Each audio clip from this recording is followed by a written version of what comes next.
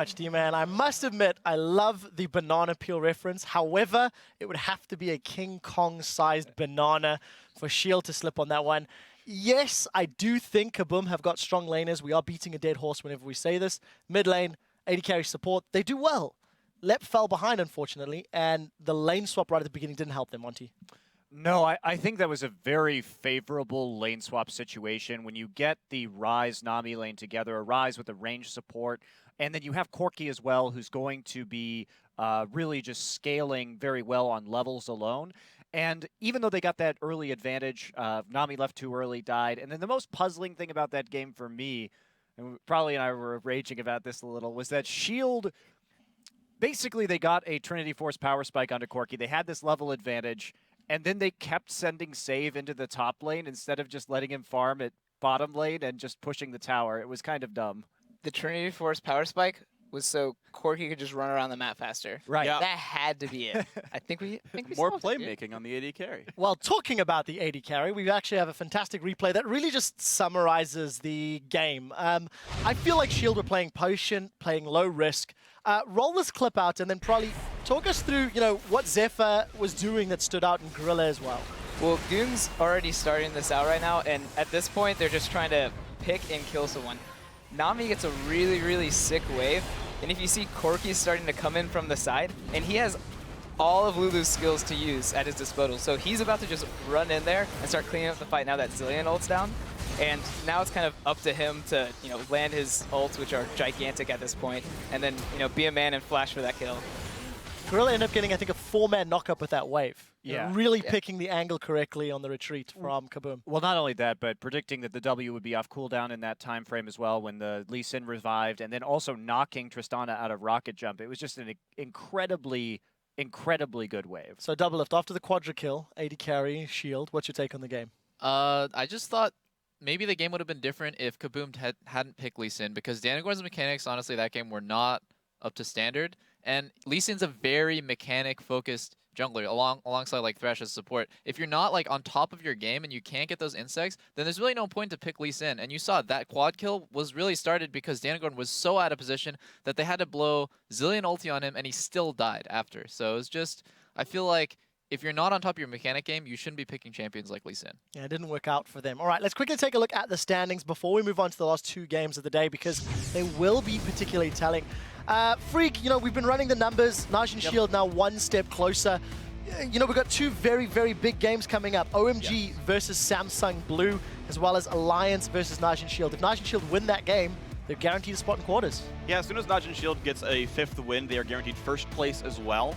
But basically, both Alliance and Cloud9, they're basically just going to be playing KaBuM and NaJin White Shield, my understanding. So you still have that potential 2-4, 2-4, 2-4, or Alliance and Cloud9 going 4-2, 4-2, 4-2 against NaJin White Shield. Gonna be very, very interesting. Samsung Blue, of course, coming up against OMG. OMG gonna have to figure out a few things to get right. Before we talk about that game, let's check in with our Twitter question of the day. Earlier we asked you guys which player has been the biggest star in the Singapore group stage. It's an impossible question, and why? Here's what you've had to say. First one is from okay, I'm gonna try this. Striker Eureka. The highest star can only be high. Great CS and holding his own against the best. Massive improvement. Prolly, you're the mid laner, yes or no?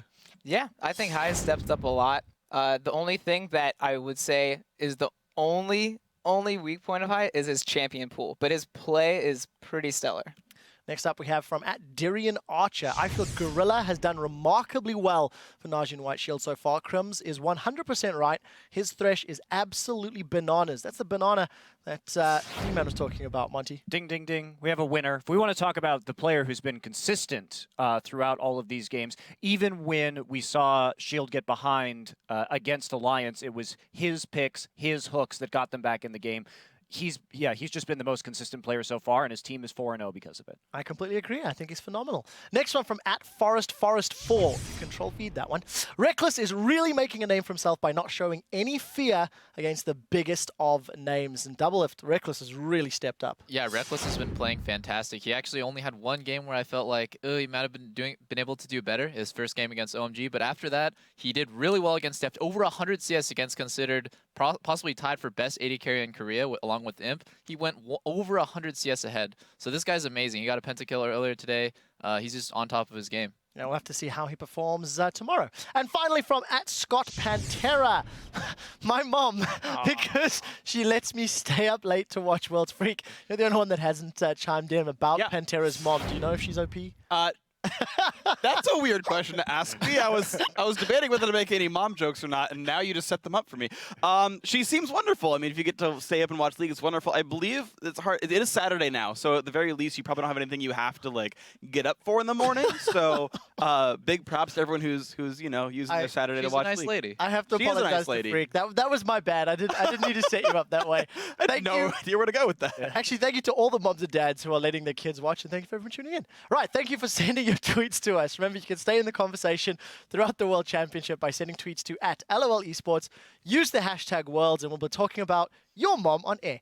We're going to rebel off the riff for a moment, and when we drop back, China's OMG will face Samsung Blue. Don't miss it.